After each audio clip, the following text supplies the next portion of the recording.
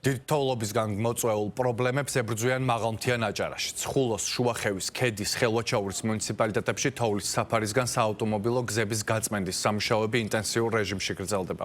ამ დროისთვის მუნიციპალიტეტებში გამოიდარა. ინტენსიურ რეჟიმში იწმინდება ადმინისტრაციულ ცენტრებთან მისასვლელი საავტომობილო გზები. მაღალმთიან მუნიციპალიტეტებში რეკომენდებულია მაღალი გამოვლობის სატრანსპორტო საშუალებით გადაადგილება, მოცურების საწინააღმდეგო ჯაჭვების გამოყენებით. ამ ეტაპზე ელექტროენერგია არ მიეწოდება რამდენიმე ადმინისტრაციულ ერთეულს. ენერგოპრო ჯორჯიას წარმომადგენლები შემთხვევის ყველა ადგილზე მუშაობენ. მიმდინარეობს ელექტროენერგიის აღდგენის სამუშაოები. შუახევის მუნიციპალიტეტის ტერიტორიაზე ბოლო 24 საათის განმავლობაში ინტენსიური თოვა იყო.